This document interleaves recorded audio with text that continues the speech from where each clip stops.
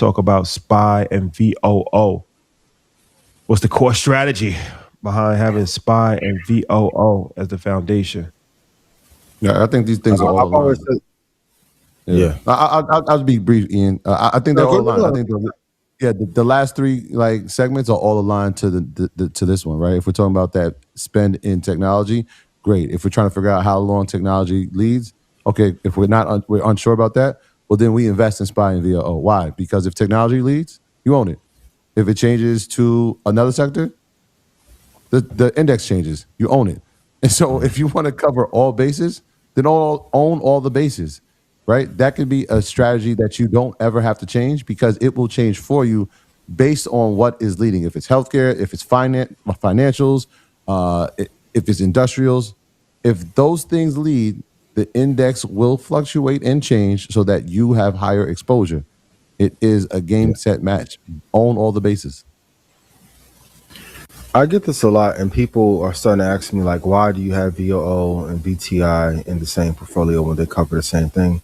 And number one, please write this down. Elimination of has to be your first consideration when you're investing to personal and business relationships. You cut out a little bit when you said that. You said elimination of what? Of drawdown.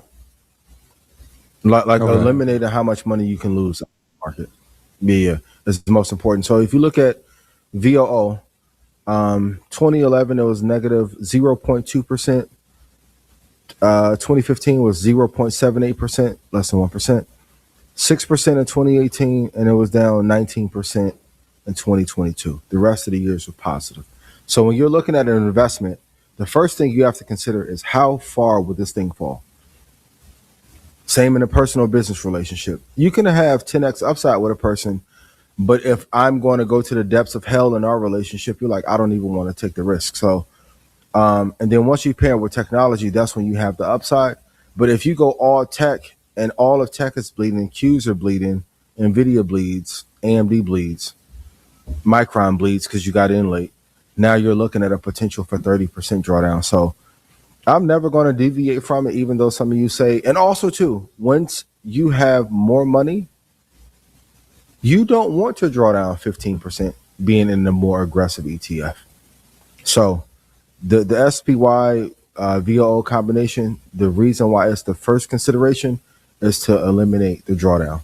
Some of you are gambling too much with your long-term portfolio because you won't make the right decisions in the beginning. So you messed up 4 or 5 years, and now you need 50% returns a year because you haven't been performing at the level you should. That's a fact. I agree.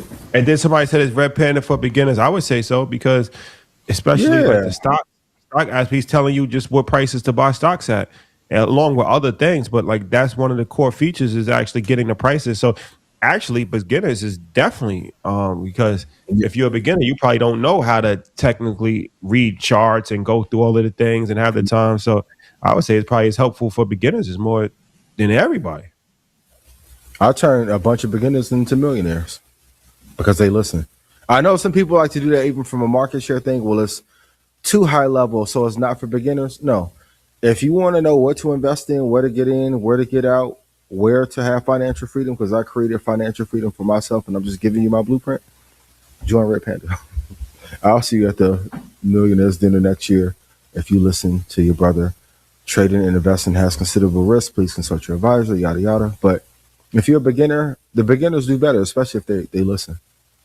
Because the people who know too much information, they want to deviate from the strategy that didn't work for them. Vitally important. You guys see it all the time in media. A person will start a podcast and listen, opposed to, let's say, if they came from TV and did podcasting, they may not be as open to listening to putting out content every week, never missing a show. Most people would have missed today. Nope. Can't. Here we are. Can never miss. Micron versus DRAM versus SanDisk. I gotta ask y'all. Are you trying to trigger me? For sure. Now let's do the stock versus, right? Shout out to Tim and Swizz. Let's take Micron versus DRAM first. If you had to pick one, which one would it be and why? So this is interesting because DRAM has Micron as an allocation inside of its ETF. It is fairly new, and if I'm starting today, and my strategy has always been build your base with strong ETFs and indexes. So I would have DRAM there. Micron, I would. What about you? Okay. Well, finish. No, I was going to say Micron as an individual stock. Y'all know this has been a company for 3 years when nobody believed in us. So when it wasn't a part of an ETF, it was part of the portfolio, and so it's performed well. I still like it as an individual, but if I'm telling people, hey, where should you start? I'm telling them to start with ETF, and then you can build on top of the table with individual equities.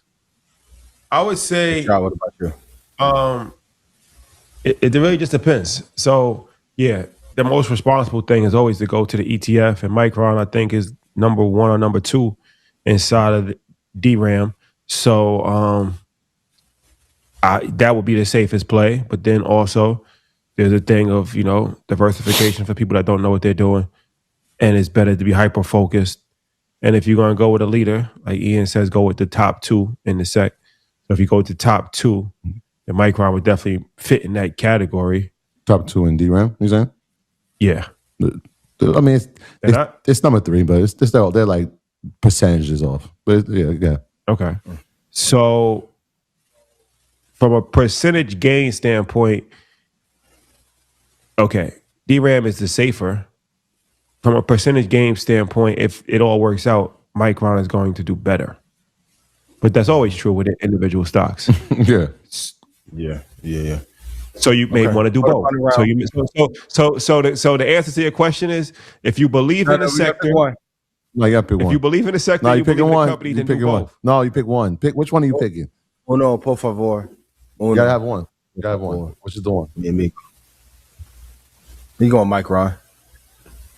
Risk on. He's not doing Micron. If it's one, he's choosing the ETF. 100%. He's choosing the ETF. Okay, but so both of the thing is this: compare that versus SanDisk. Okay, now this is a more interesting conversation. Both of these have performed outrageously well. Again, before there was, and this is not even a large allocation in DRAM, and that's because it's not a DRAM product, right?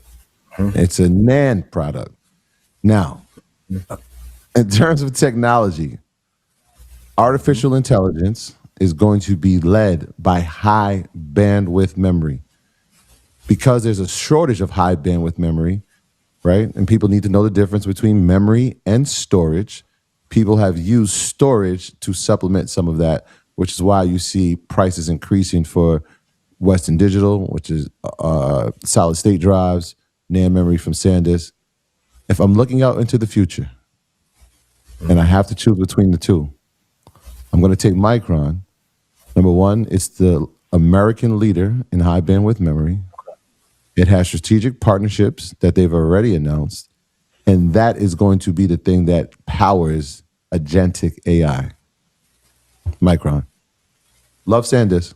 Okay. Rashad? SanDisk has a way lower market cap, which would fare well for their upside potential if you look at that as an indicator, if that means anything to you. So that would be in SanDisk's favor. But yeah, I agree with Troy. You got to go with the American company. Trump likes them. They're tied in, at least for the next couple of years. That's helpful. And memory is something that's, for all intents and purposes, it's just getting started in the grand scheme of things. Yeah. But I just wonder how much these valuations can really go. Like these two, and that was the whole thing with SpaceX. And that was a big talk about crypto. The valuations was always a conversation of market cap. The market cap was always a conversation. And that's the whole thing with XRP. How much, we gonna have a $10 trillion company? Yes. We'll have a few of them. Yes. The valuation goes up because of the amount of revenue being brought in. Ian, what's your thoughts? Ponzi. You don't think there's going to be a $10 trillion company? Of course, there's going to be a $10 They're trillion. going Of course. And I want to be clear before y'all get to clipping. Yes, there would be a $10 trillion company. Oh, that's what we're answering. Value and so overinflated. That is bullshit. It's absolute. Yeah, it's going to be it's of course, because the value of money goes down every single year, and the company. So of course, it's just a matter of when. The question is, how quickly is that going to happen, and at what point is based off of expectation, overvalue. Oh, overvalue. And everyone who's been invested into them, so they can get off the cap table and actually get their investment back. That's the other part that we can't. A lot of these valuations are incredibly high so that they can actually fucking exit. I'm not arguing that. I mean, those are different conversations. The first question was there is going to be a $10 trillion company. No, there's going to be a $10 trillion company. But what I'm saying is that how quickly, if it's going to, like what I mean by that part, we can't. All right, let's put it in perspective. Yes, there's going to be a $10 trillion. There's going to be a $40 trillion company, not next year. And what I'm saying is that these companies is going from 200 billion to $1 trillion in a year. So my question: which companies are you speaking about? These specific, Micron and SanDisk, or in general? Well, Micron. We're taking away. No, but I'm just saying, just the space in general. We're seeing multi-trillion-dollar companies. SpaceX. SpaceX started at multi-trillion. Yeah. So, when we say 10 trillion? Are they going to be a $10 trillion company next year? Right? Because at this rate, that's what's happening. That to me seems like it's overvalued. Everything that Ian just said. That's not a healthy growth model. That's hyper growth. And that's not just based off of revenue. That's based off of a lot of speculation and a lot of overpriced. And we saw that with SpaceX. SpaceX is a perfect example of that. SpaceX is now back over its IPO price in 3 days. And it's going to drop back again. That was just after so the thing is this, right? Yes, valuations, some of them have been overextended. That there's no question. A lot of them. Yeah, I'm not saying that. So like 2 years ago, Micron was a $200 billion company. Now, it crossed the $1 trillion mark. Why? Demand has changed. Technology has changed. What they're now providing to their customer has changed. And the value is there. There's a lot of companies that don't. And so here's the thing. Is the demand going to change for the product that they provide? I'm talking to I'm not speaking on Micron. I'm speaking to the general. Okay. Sweet, like this class of companies. Like, SpaceX has bounced up from the level that I said, but it's still underwater. Like the high was 225. And once again, kudos to Elon for getting this shit into perspective. Like the lunar economy is going to be worth more than Earth. When can we say get the fuck out of here? No, it's not. How? You mean to tell me you can't build a data center fast enough in the United States of America and fix all of the roads in Gary and Cleveland? You're not going to build a whole new city that's worth more than New York on Mars. But he got that shit on a perspective. If I said it in InvestFest, I'm finna take us to the moon and trade. Big Bank would have shot me off stage. Yeah. Allegedly. Shout to my boy. please. Come on. That's one of the things, like valuation wise. Shout to Bank. It was an honor to meet you at the gala. But that's one of the things valuation wise. When people are like, well, he's going to take rockets up there and build a city. No, you're not. No, you're not. If it was us, we would be getting killed in the shade room. The valuations have gone crazy, but do what you want to do.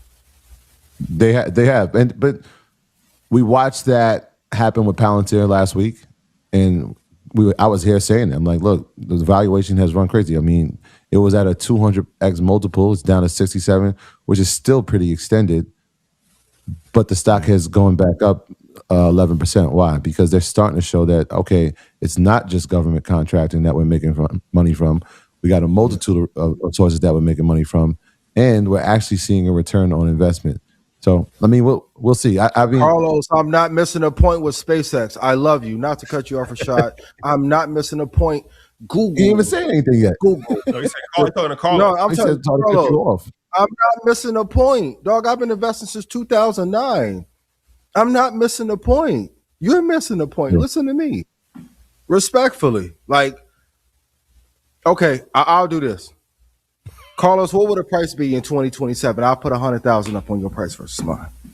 Stop talking to me, y'all. I'm not missing no point. Who Carlos? Who Carlos? I ain't my seen kid him. told y'all. My kid told you this shit was going to 105. Come on, I'm not missing no point. I know people at SpaceX and Tesla, bro. Stop it. Show your face, Carlos. That's just my passion. Yeah,